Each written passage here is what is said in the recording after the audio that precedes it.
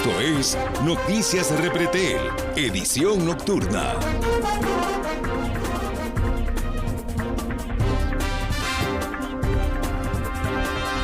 Hola, ¿qué tal? Muy buenas noches. Qué gusto que usted nos acompañe en esta edición nocturna de Noticias Repretel. Iniciamos. Reincidencia e historial delictivo influyen en la cantidad de homicidios que registra el país. La cifra superó ya los 700. Balacera frente a la escuela de Juan Viñas desató el pánico entre estudiantes y también los padres. Al sujeto lo seguían por robo de combustible. Las inundaciones que sufren los vecinos de Barriodén se pudieron evitar. Los expertos creen que entubar el cauce solo aumenta el riesgo. 4 de cada 10 desempleados tardan hasta un mes en conseguir trabajo en el país. Iniciamos.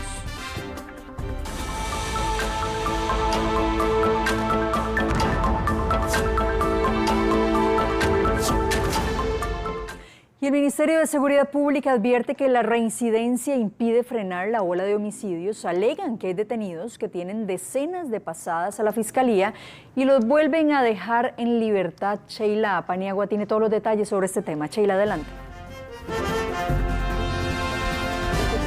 Laura, antes de hablar sobre este factor que indican las autoridades que evita que la ola de violencia disminuya, quiero contarle que recientemente se registró un homicidio en Paraíso de Cartago porque ahí un hombre fue asesinado a balazos. Según testigos, unos sujetos en motocicleta le habrían disparado en varias ocasiones, provocándole la muerte en el sitio. Según versiones y parte de la información que ha llegado a nuestra redacción, es que la víctima había salido de prisión hace aproximadamente 15 días y la policía en estos momentos también realiza un amplio operativo en el sector de Paraíso de Cartago para poder dar con los sospechosos de este crimen. Sujetos que se dan a la fuga luego de dispararle en varias ocasiones y provocarle la muerte. Además, contarle que este fin de semana estuvo muy violento. En este fin de semana se registraron cerca de 10 asesinatos. De estos, la mayoría se registraron en la capital. En menos de 24 horas se registraron 4 homicidios en San Sebastián. Uno de ellos era un triple asesinato, mientras que el otro se registró, parece que la madrugada de este lunes, evidenciando que este fin de semana la capital estuvo bastante violenta. ¿Qué dice el director del organismo de investigación judicial con respecto a esta ola de homicidios? Vemos que los fines de semana incluso se han convertido en días muy violentos. Fueron 3, un triple en lo que es la parte de La Cañada, otro más en San Sebastián en la madrugada de hoy, ya serían 4 ahí, y 2 más en lo que es la parte de Moravia. OIJ ha venido sistemáticamente sacando de circulación grupos criminales del norte de la capital y esto va a ser aprovechado, digamos, ese espacio vacío de poder va a ser aprovechado muy probablemente por grupos también del norte de la capital o grupos del sur que van a intentar apoderarse también de ese mercado. Laura y amigos televidentes, usted lo mencionaba porque el Ministerio de Seguridad Pública indica que la reincidencia hace que esta ola de violencia no se detenga. Y es que a raíz de los homicidios que se han registrado en distintos puntos del país, las autoridades han realizado operativos, pero ellos indican que cuando van a revisar a una persona se encuentran con que ha tenido decenas de pasadas a la Fiscalía. Muchos de ellos son detenidos en su momento con armas de fuego, pero posteriormente los dejan en libertad y esto hace pues que continúen realizando este tipo de delitos. Veamos la siguiente información. La ola de asesinatos que enfrenta el país ha obligado a las autoridades a realizar constantes operativos, sobre todo en las comunidades más conflictivas. Uno de esos puntos críticos son los barrios del sur de la capital, donde las disputas entre bandas ligadas al narcotráfico dejan homicidios casi a diario. como este fin de semana que hubo 4 homicidios en San Sebastián en menos de 24 horas. Costa Rica registra actualmente 710 asesinatos. San José encabeza la lista con 243 muertes violentas, seguida de Limón con 143 y Punta Arenas con 104. Según el ministro de Seguridad, Mario Zamora, hay varios factores que impiden frenar esta ola de violencia. Uno de ellos es la reincidencia.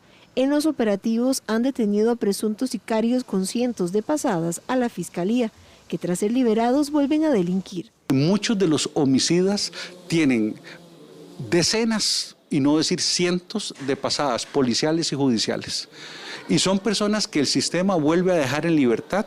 A veces detenemos personas con armas de fuego camino a un objetivo y simplemente se les sanciona por la mera tenencia de un arma de fuego cuando sabemos que es un sicario que estaba a minutos de matar a su víctima. No hay forma en que podamos detener de forma preventiva y por meses a estos sujetos. Entonces, solo si lo detenemos en el acto usando su arma de fuego, y usualmente son sujetos muy profesionales, inmediatamente eluden el lugar, viajan en motocicletas, se evaden por aceras, no por calles. En fin, tenemos una problemática muy seria, pero la problemática más seria que tiene Costa Rica en materia de homicidios es que los asesinos están en la calle y no en la cárcel. En el país existen alrededor de 300 grupos criminales quienes se dedican al narcomenudeo y esto desencadena violencia por adueñarse de los territorios para la venta de drogas. Cuando usted va con nuestros efectivos de primera línea, constantemente al que detienen hoy dicen, pero antier lo detuvimos con un arma de fuego, y empiezan las historias. Entonces, cualquier persona que tenga dudas sobre esto, con solo que hable con un policía de primera línea, le dirá esa triste realidad que afrontamos. Expertos señalan que la reincidencia no basta para poner en prisión preventiva a una persona. La Fiscalía muchas veces no solicita que a esta persona se le otorgue algún tipo de medida cautelar. Y cuando se solicitan medidas cautelares, muchas veces estas medidas son menos gravosas que lo que viene a ser la prisión preventiva. Se les otorgan medidas cautelares donde los mismos quedan firmando una vez a la semana o hasta se les da justamente la prohibición de salida del país. Cuando se le solicita por parte del Ministerio Público en una audiencia de medidas cautelares la prisión preventiva a una persona que está siendo investigada en un proceso penal, se entran a analizar distintos peligros, como por ejemplo el peligro de fuga. Zamora destacó que es importante añadir el delito de homicidio dentro de las causas que permitirían la extradición de costarricenses mediante la modificación del artículo 32 de la Constitución Política. Veíamos que el experto en materia penal indicaba que no siempre se les pone prisión preventiva a estas personas y que otras medidas cautelares pueden ser como presentarse a firmar una vez al mes, cada 15 días. Sin embargo, parte de lo que dicen las autoridades es que muchos también se aprovechan cuando están, ¿verdad?, en libertad para poder seguir delinquiendo y cometer esos delitos. Como vemos, la cantidad de homicidios que ya lleva el país superan los 700. Laura. Sheila, muchísimas gracias por todos los detalles. Bueno, y hablando de balaceras, hubo una balacera frente a una escuela de Juan Viñas, esto en Cartago, que desató el pánico. Veamos y escuchemos. Chiquito, ve dónde va. Una balacera aquí en la escuela. ¡Ahí va! ¡Cierren! ¡Ay, Dios mío, cierren! ¡Cierren la escuela! ¡Ay, Dios mío! ¡Ay, no! ¡Una balacera! ¡Una balacera en la escuela! ¡Una balacera en la escuela! Y el muchacho se metió allá arriba. ¡Cierre! ¡Cierre! ¡Ahí va! ¡Corra! ¡Cierren! ¡Allá arriba se metió! ¡Está en la escuela! ¡Cierren la escuela! Momentos de terror escuchar ese audio. El centro educativo tuvo que ser evacuado por el personal docente en medio de la crisis nerviosa de alumnos y también de papás, así como de los trabajadores de la institución.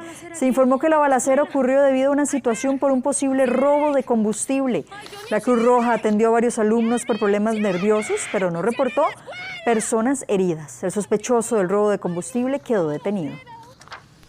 Apenas se dio alerta por medio de la alarma, todos aplicamos el protocolo del tirador activo, todas las maestras empezaron a resguardar a los estudiantes en cada aula. Empezamos a bloquear las entradas de cada aula, los chicos, tanto chicos como profesores. Nos pusimos en el suelo, tirados en el suelo, haciendo silencio, mientras esperábamos indicaciones oportunas por parte de dirección. Gracias a Dios, todo salió bien y en coordinación con el 911 nos dieron indicaciones de que el sujeto fue interceptado, entonces no podíamos salir hasta que se diera la señal de parte de Fuerza Pública, y así fue como se vivió el día de hoy el protocolo. Se escucharon detonaciones, sí, y antes de las detonaciones ya se había tocado el timbre. Aproximadamente entre 370 a 381 estudiantes estábamos el día de hoy, y claro que sí, hubieron muchos estudiantes emocionalmente afectados porque es una situación de mucha intensidad. Y el OIJ desarticuló una banda sospechosa de conformar una red de prostitución de menores. En un operativo en varias partes del país, los agentes detuvieron a 20 personas, incluidos los papás de una de las menores víctimas del abuso. Además, el OIJ informó que entre los líderes de la banda también habían menores que captaban a las afectadas y las llevaban a fiestas en casas de lujo en Guanacaste. La desaparición de 2 menores provocó que el caso comenzara a investigarse hasta dar con los sospechosos. Tenemos con la finalidad, en este caso, pues de desarticular una organización criminal dedicada a lo que es la trata y tráfico de personas, con una especialidad en lo que es explotación sexual y además también otros delitos conexos. Aparte de esto, pues lo que tenemos son varias causas que estamos trabajando desde el año pasado, a raíz de una denuncia por desaparición que se da en diciembre del año pasado y otra también en enero de este año, en el cual en apariencia 3 menores de edad de 13, 15 y 17 años de edad, en ese momento, ahora 18 años de edad, pues se dedicaban a lo que era la captación de menores de edad para poder explotarlas sexualmente, y eran pagadas por 2 sujetos orientales de apellido Sen y de apellido Sun, quienes tienen unos supermercados allá en lo que es toda la zona de Guanacaste, una cadena, y también tienen una ventas, bueno, en lo que es de tiempos, también tienen restaurantes y tienen locales comerciales, entre otros. Esta organización, pues lo que hacía era llevarles a menores de edad que contactaban a través de redes sociales, y con esto pues buscaban de alguna forma generar un ingreso económico para ellos. Y un tribunal impuso 2 meses de prisión preventiva a los 4 nuevos extraditables que la policía detuvo el sábado anterior en la zona sur. Los sujetos pasarán en las celdas hasta diciembre, donde se espera que la DEA y Estados Unidos formalicen la petición de extradición hacia esa nación. A los sospechosos se les investigan por integrar una banda dedicada al tráfico de drogas que traían de Colombia y la enviaban a Estados Unidos. Entre los capturados hay un policía de la Fuerza Pública. Y la Cruz Roja atendió a un hombre de 64 años, el cual habría sufrido una descarga eléctrica en un segundo piso en el sector de San Francisco de Heredia. De acuerdo con las autoridades, el mismo requirió estabilización y los rescatistas lo trasladaron al centro médico, el cual iba en condición crítica al hospital de Heredia. A la escena arriban 4 unidades de Cruz Roja, entre ellas unidades de soporte avanzado, básico y de rescate. Asimismo se logra la extracción del paciente en conjunto con bomberos y es trasladado en condición crítica al centro médico. Una nueva onda tropical intensificará las lluvias este martes en el país y se esperan aguaceros desde temprano en Limón y también en la zona norte. Los aguaceros se harán presentes en el país este martes. El paso de la onda tropical número 39 intensificará escenarios como estos.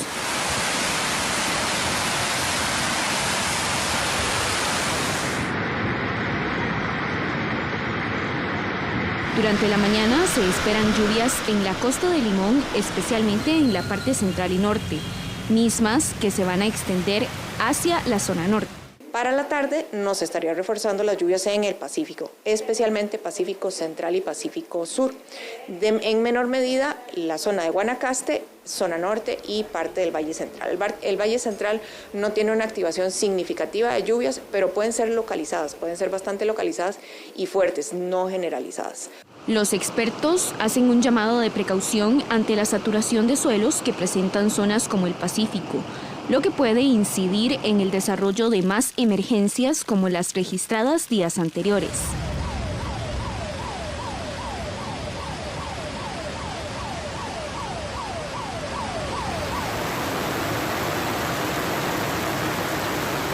También se pide mucha prevención ante tormenta eléctrica y en caso de presentarse o de percibir fuertes ráfagas de viento, buscar refugio. La saturación de suelos ha cambiado un poquito de la semana pasada a esta. La semana pasada la teníamos muy elevada sobre Guanacaste y parte de la zona norte. Esta semana, después de la actividad lluviosa del fin de semana, se nos disminuyó un poco, al 60 a 70% en Guanacaste, y se elevó en el Pacífico Sur, Valle del General, zona de Talamanca, y también comenzó a resaltar un poquito más sobre zona norte en la cuenca del río Sarapiquí y parte también de las cuencas que están hacia las montañas, cordillera y parte plana en la zona norte. Entonces ha cambiado un poco de acuerdo a la actividad que tuvimos el fin de semana, que se dio un poquito más recurrente. La onda tropical número 40, que tiene potencial de convertirse en ciclón tropical, tendría influencia indirecta sobre el país, generando un reforzamiento en las lluvias a partir del miércoles.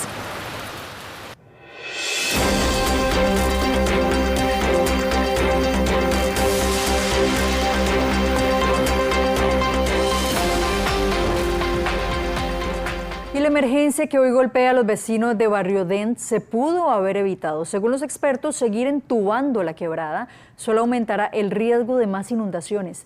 Rachel Matamoros tiene todos los detalles a esta hora. Rachel, adelante. Así es, con las fuertes lluvias en esta zona los vecinos se han visto afectados, de hecho en estos últimos días, que a propósito ya el agua subió poco más de 2 metros de altura producto a las inundaciones que se han generado debido a esta quebrada Los Negritos, que de hecho también los especialistas alertan que si se continúa entubando esta quebrada podrían generarse más inundaciones para estos lugareños.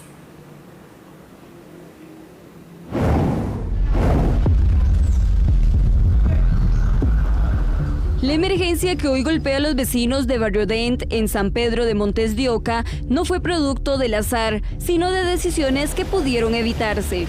Según expertos en gestión ambiental, el entubamiento de la quebrada Los Negritos ha incrementado de forma peligrosa el riesgo de inundaciones en esta zona. Aquí se cometió el error de entubar allá a mediados de los años 90 y era 1000 veces mejor haber dejado la quebrada abierta con un área de protección. Tener la quebrada entubada es peligroso en la medida en que si a la estructura le pasa algo o se obstaculiza con residuos sólidos, la posibilidad de que se taponee y se inunde es muy alta. En el pasado la quebrada absorbía y regulaba las lluvias, pero hoy se encuentra enterrada bajo concreto y rodeada por construcciones que impermeabilizan cerca del 80% del terreno. Especialistas señalan que seguir entubando el cauce solo agravará el problema y lo ideal es expropiar las casas y restaurar la quebrada a cielo abierto. El ordenamiento del territorio significa que primero hay que valorar las condiciones geológicas, hidrológicas, de sensibilidad y fragilidad ambiental del territorio, y donde el terreno es muy sensible, entonces ahora corregir eso es un problema. Mi recomendación a las autoridades es restaurar la quebrada a cielo abierto y dejarle una zona de protección que permita que en el caso que el caudal suba, los efectos de una crecida sean los mínimos posibles y no mantener construcciones encima. Recientemente, durante un foro organizado por los vecinos y especialistas de la Escuela de Ingeniería Civil de la Universidad de Costa Rica, se analizaron distintas alternativas para prevenir que una emergencia como la ocurrida vuelva a repetirse.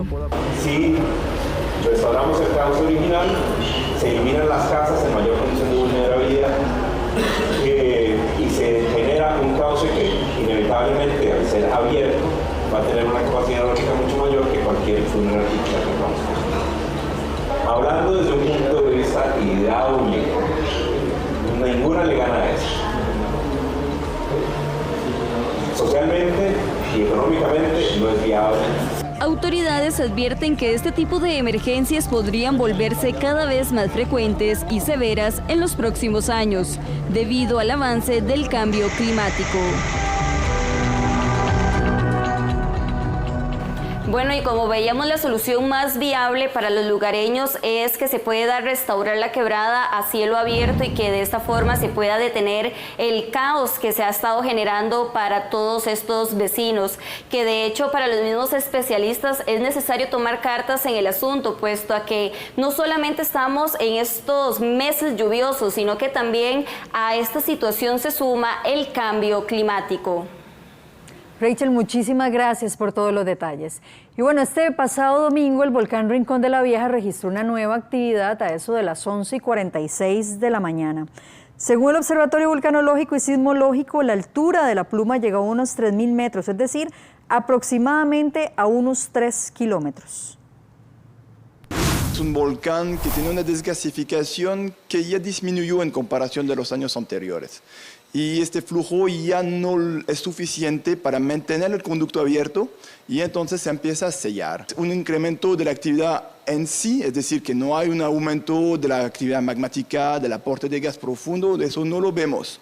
Pero lo que vemos es más bien todo lo contrario de estos tipos de sellos. Y lamentablemente genera explosiones bastante energéticas.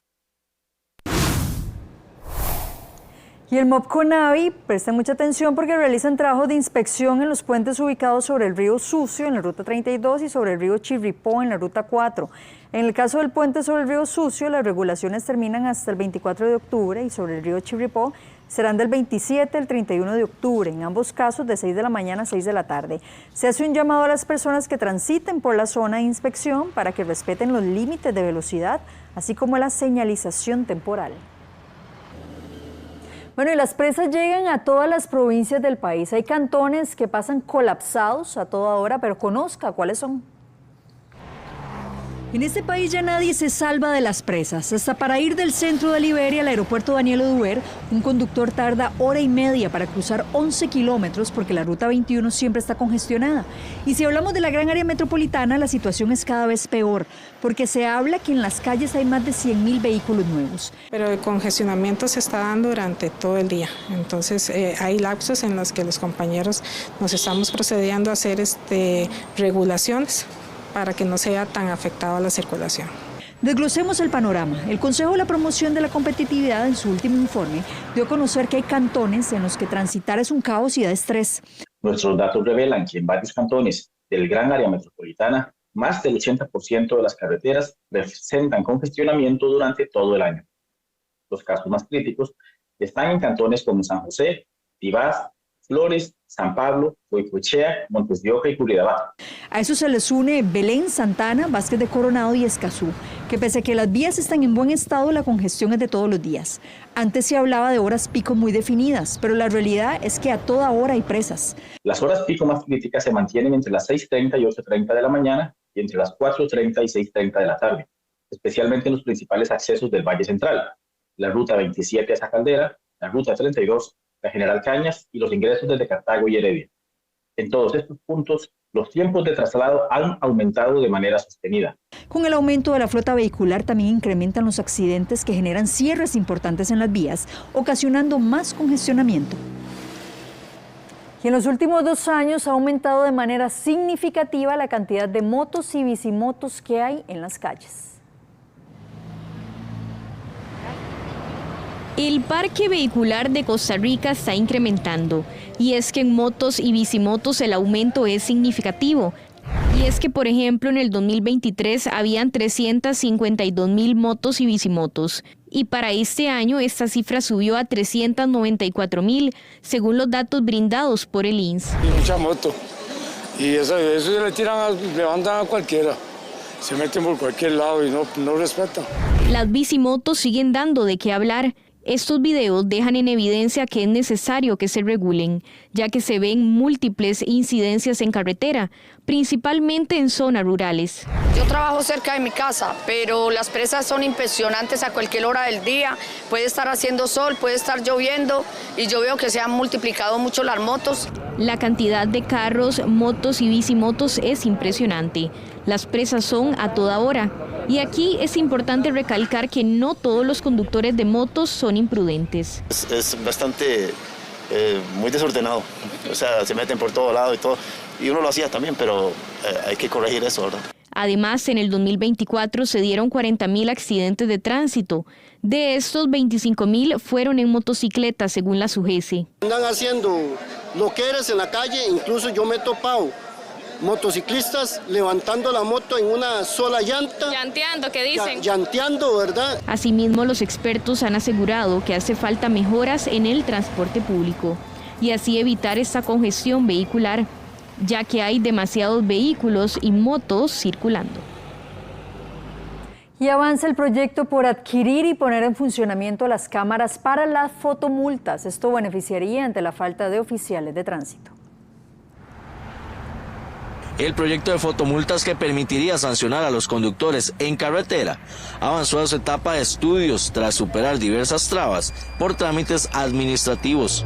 Ya el Consejo Nacional de Concesiones aprobó la iniciativa, mientras que se trabaja en la factibilidad de este proyecto que vendría a beneficiar el faltante de oficiales de tránsito. Los conductores consideran que esto podría también reducir las muertes en carretera. Uno podría andar, digamos, como que más confiado de que la gente que siempre hace cosas imprudentes en la calle, pues pueden tener su multa al respecto, ¿verdad? Yo creo que sí puede bajar. Al estar pillados, ¿verdad? Por decirlo de alguna manera, me imagino que la gente tendría más cuidado a la hora de hacer las acciones en carretera, ¿verdad? Yo estoy de acuerdo. Sí, así nos ponemos las pilas, como dicen, ¿verdad? Así manejamos responsablemente, porque a veces yo prefiero que hayan cámaras y que no hayan muertos, porque así sé la velocidad que tengo que, y si no, ahí están. En 2012, la Sala Cuarta emitió un criterio donde declaraba inconstitucional esta práctica, porque se incurre en una violación al debido proceso y derecho de defensa de las personas multadas, ya que se notificaría vía dicto a aquellos autos que cuentan con una sanción. El proyecto violaba en principio de inocencia, ya que no se sancionaba al conductor del vehículo que infringía la norma, sino que la multa recaía sobre el vehículo, pero ahora se encuentra dentro del Código de Tránsito, por lo que se omitiría la inconstitucionalidad que presentó años atrás. Nuevamente, el Consejo de Seguridad Vial y la Policía de Tránsito vienen a implementar las fotomultas determinadas en nuestro ordenamiento jurídico en el artículo 160 y 161, cuyos dispositivos son las cámaras de seguridad y vigilancia que se van a implementar en las rutas nacionales. Y esto es a raíz de que gran cantidad de conductores irrespetan la normativa vial, hacen adelantamientos en falso que incurren en graves accidentes, incluso en el fallecimiento de los ocupantes de los vehículos. Sin embargo, esta iniciativa ya no se podrá implementar durante esta administración, como había anunciado el exministro Mauricio Batalla, pero se aseguran que quedará aprobada y lista para su implementación. Y los usuarios siguen desperdiciando las citas para hacer la prueba práctica de manejo y este fin de semana se termina el horario extraordinario de este año. Educación Vial está finalizando el proceso de las citas extraordinarias y solo queda este fin de semana para todas las personas que no han conseguido espacios disponibles para hacer la prueba práctica de manejo o para los usuarios que tienen que repetirlas porque reprobaron. Hay algunas sedes donde sobraron citas, como Río Claro, en Nicoya, Pérez Celedón, ¿verdad? Entonces, en esas sedes tuvimos citas de sobra. Ya habilitamos en el resto del país las citas en horario ordinario para el mes de noviembre, entonces la gente puede accesar. Se habilitó el horario ampliado porque los últimos resultados en las pruebas no fueron muy buenos. Más de 160 personas reprobaron en agosto, lo que lleva a Educación Vial a abrir más espacios, pero de acuerdo a cada mes o adelantando los últimos meses del año.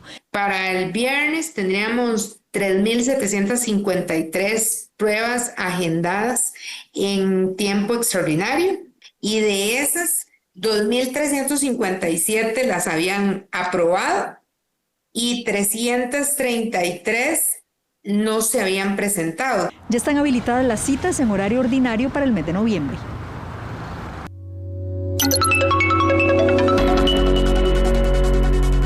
Repasamos el tipo de cambio del dólar. Ahí lo tenemos, la compra 499 colones con 30 céntimos y la venta 504 colones con 94 céntimos, según el Banco Central de Costa Rica. 4 de cada 10 desempleados tardan un mes o menos consiguiendo trabajo en el país. 137.000 personas siguen desempleadas y para usted asistir a una feria de empleo o entrevista laboral es importante que investigue previamente las empresas participantes. Para mí, yo prefiero emprender siempre. Yo estuve trabajando hace mucho tiempo, sí, tuve trabajos y toda la cosa, pero emprender para mí es una buena vía. Pide mucha experiencia y a veces pues no se tiene, entonces es complicado y también pide idiomas. Pero ¿cuánto tiempo están tardando los desempleados en encontrar un trabajo? Lo que dicen los datos del INEC es que un 42,7% tarda menos de un mes, un 20,7% alrededor de 3 meses, un 27,2% de 3 meses a un año. Y la cifra más baja la tiene un 9,4%, que sí dura más de un año en encontrar un trabajo. Para ingresar a una empresa ahora te piden bastantes estudios, ya lo que es el bachillerato, tener tus técnicos, ya no es tan fácil como lo era antes. En años anteriores las personas tardaban muchos meses sin empleo. Sin embargo, este tiempo se ha ido reduciendo. Eso según información del INEC. También sí hay que tener como bastante experiencia laboral, sí, las universidades tienen que hacer como que los estudiantes tengan ya mucha práctica de que están en la academia para cuando se sale y uno se gradúa, que ya tenga uno como un gran currículum y no sea como nuevo en el mercado. 76.000 hombres y 62.000 mujeres siguen buscando trabajo en nuestro país.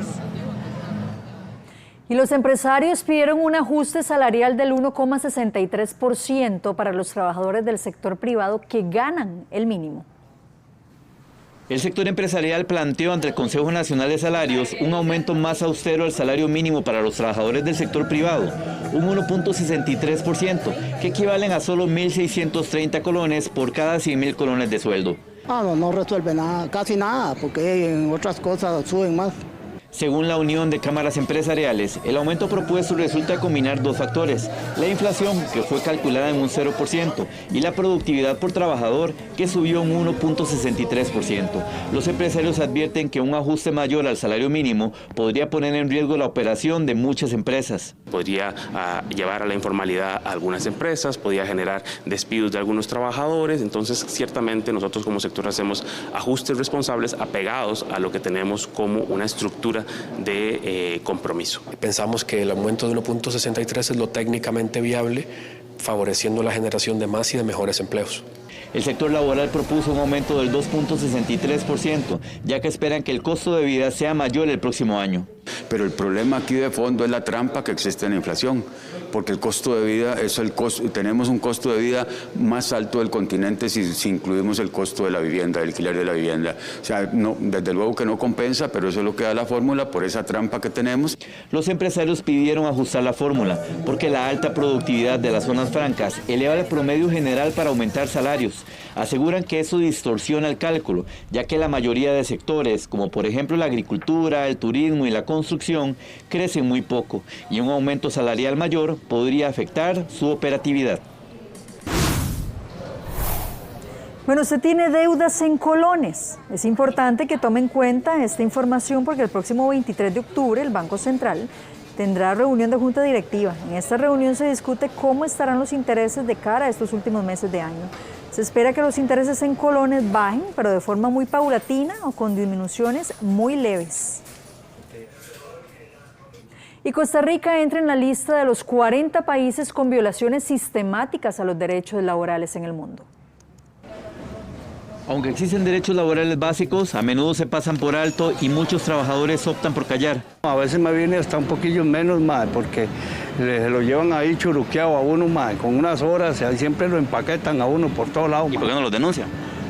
Ya, porque esas denuncias se tardan un montón de años, weón. Ahora me robaron el casco de la moto, con lo que yo trabajo ahorita de momento. Él forma parte del 18% de trabajadores cuyo salario mínimo fue irrespetado en 2024, según el Ministerio de Trabajo. En esa misma línea, Costa Rica retrocedió en el Índice Global de Derechos de los Trabajadores, pasando de la categoría 4 a la 3, de violaciones regulares a violaciones sistemáticas de derechos.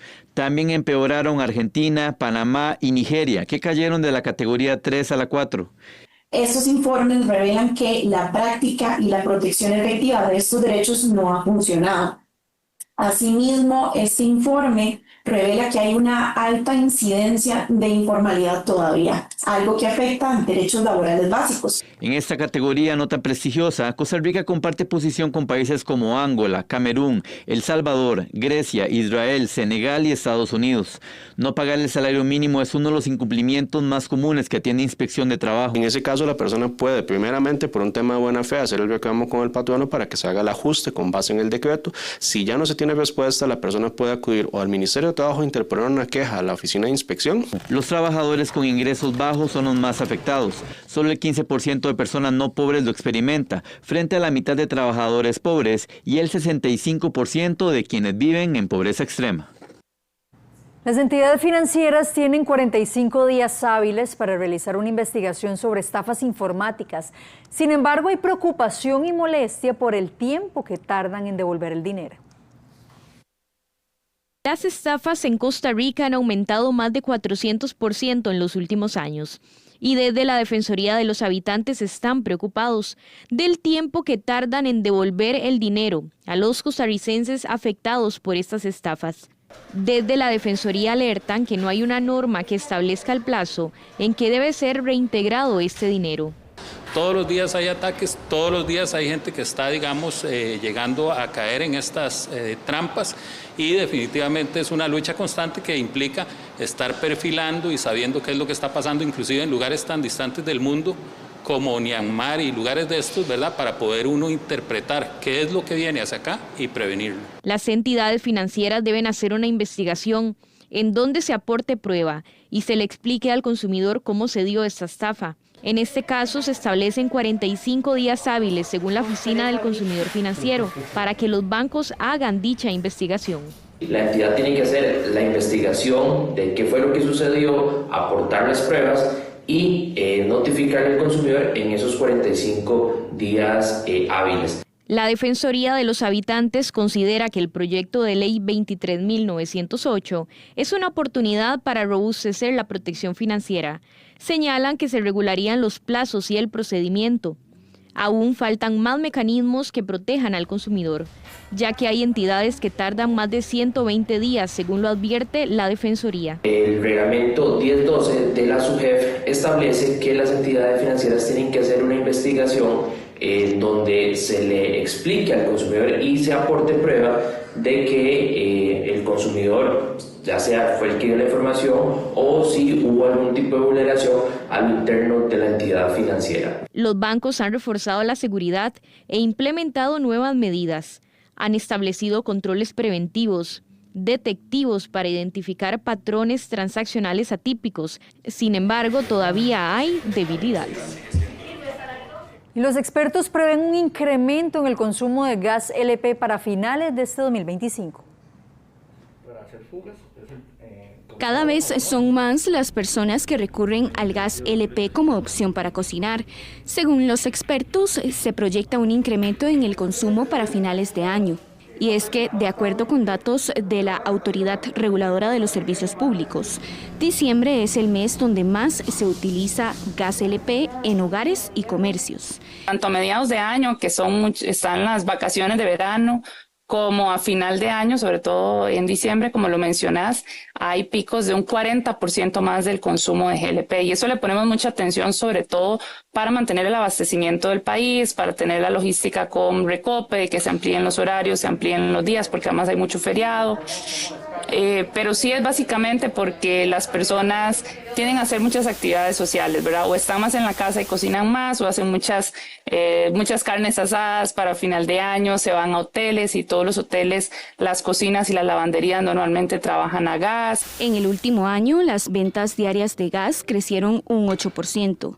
Uno de los aspectos que tiene mayor influencia en su preferencia es su bajo costo. Esto lo hace más accesible para muchas familias y empresas locales.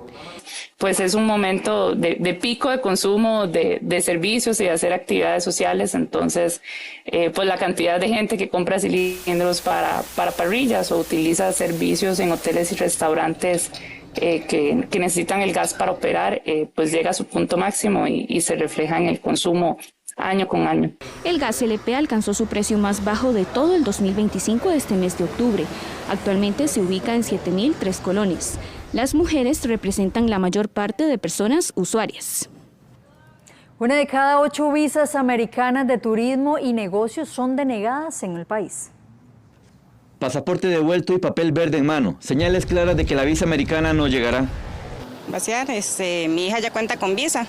Entonces la idea era poderla acompañar a ella. Ella casi siempre sale con el papá y la idea pues era esta vez acompañarla a ella. ¿Por qué cree que le negaron la visa? Creo que me preguntaron por mi trabajo. Tengo apenas 8 meses de estar laborando, aunque trabajo en una empresa bastante estable. Creo que por ahí... Este pequeño documento explica, de manera general, por qué el permiso fue negado. En las afueras de la embajada americana nos encontramos a varias personas con este papel. Casi ni hablar y nada más nos dijeron que estaba denegada y la mayoría de personas que estuvieron en la misma fila de nosotros, a ninguno se la quisieron dar. Simplemente les dijeron, está denegada, lo siento. Trabajo, tengo estabilidad, tengo propiedades, tengo mis vehículos, tengo estados de cuenta. En 2024, la tasa de rechazo para visas en Costa Rica fue la tercera más baja en América Latina, pero según agencias gestoras de visas, ahora el trámite está más estricto. Actualmente, debido a todos los cambios por la nueva administración y todas las medidas que se están tomando, pues sí están un poco más estrictos en las entrevistas. Siempre le hacemos las recomendaciones a los solicitantes que puedan llevar la mayor cantidad de documentación de respaldo posible. Antes, pues muy pocas veces pedían documento de respaldo, ahora sí están pidiendo más documento de respaldo, sobre todo la parte financiera. Los expertos aconsejan que quienes tramitan la visa reúnan la mayor cantidad de documentación posible. Las entrevistas sí están un poquito más estrictos también con el tema de, principalmente, motivo de viaje. Para dónde viaja, cuál es el motivo de su viaje, qué actividades quiere realizar allá durante su estadía y también el tema de familiares en Estados Unidos, sobre todo eso también. En el país, solo el 13% de las visas tipo B fueron rechazadas el año pasado. La cifra podría ser así de baja porque el dato promedia solicitudes de turismo y negocios, y la tasa de rechazo suele ser menor en negocios. En otros países vecinos, la tasa de rechazo fue de un 58% en Nicaragua, un 42% en Honduras y un 25% en Colombia. Los datos del 2025, durante la nueva administración de Donald Trump, aún no se conocen. La embajada americana en Costa Rica anunció que el gobierno de Estados Unidos aplicará multas por hasta $5,000 a quien ingrese a Estados Unidos de manera ilegal.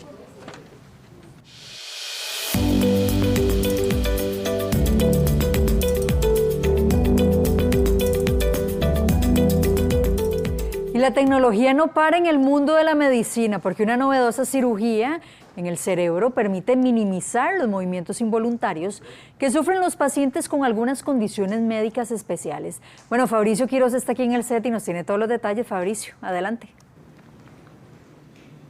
Hola, ¿qué tal? Muy buenas noches. Así es, hoy conoceremos más de este procedimiento médico que busca favorecer la calidad de vida de pacientes que padecen de Parkinson y del síndrome de Tourette. Un procedimiento que muy pocas personas conocen, pero que ya está disponible tanto en centros públicos como privados de nuestro país. Y hay un antes y un después definitivamente. O sea, puedo dormir, puedo trabajar, puedo hacer vida normal ahora. Doña Lauren es una de las costarricenses que ya se sometió a la estimulación cerebral profunda, un procedimiento quirúrgico que llegó a cambiar su vida. Consiste en la colocación de un electrodo o dos electrodos dentro del cerebro, en lo más profundo, en un núcleo en particular, para tratar diversos tipos de enfermedades. Por ejemplo, puede tratar el dolor crónico, puede tratar trastornos del movimiento como Parkinson, trémor esencial, distonías y otros tipos de temblores. Puede tratar epilepsia también y puede tratar algunas enfermedades neuropsiquiátricas. La mejora en los pacientes que reciben esta tecnología suele ser muy alta.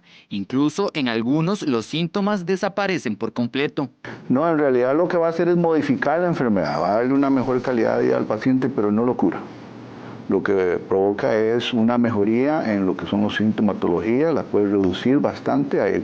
Hay algunos casos en que se puede reducir 100% de los síntomas, no en todos, la mayoría de los casos se reducen 80% de los síntomas y también mejora también el tratamiento con medicamentos. 16 pastillas me tomaba diarias y en la noche también. O sea, era un sin parar y de momento me operaron y normal. La estimulación cerebral profunda en nuestro país está disponible tanto en centros públicos como privados, lo que aumenta el alcance en la población. Un procedimiento mínimamente invasivo, pero siempre es invasivo, es una cirugía cerebral. Dura entre unas 6-8 horas.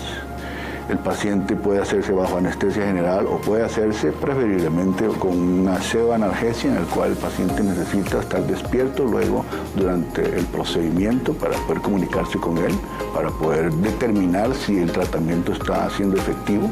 Para acceder a un proceso como este, la consulta por parte del paciente debe solicitarse desde el centro de salud más cercano. Lo primero es ir al EVAIS de su localidad, de su área de atracción, y determinar junto con el médico si él puede ser referido a la especialidad correspondiente para que a su vez el especialista pueda definir si puede ser eventualmente un candidato para este tipo de cirugía.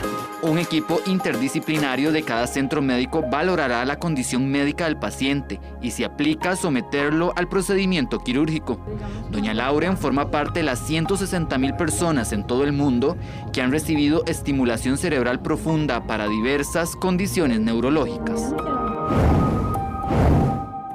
Bueno, y es que definitivamente la preparación de los médicos especialistas, como también el avance tecnológico, siguen posicionando a Costa Rica como un referente en el tema de la salud en la región. Y estos procedimientos favorecen la calidad de vida de muchísimas personas, tal el caso que veíamos anteriormente en esta nota. Muy buenas noches, continuamos con más de Noticias Repretel.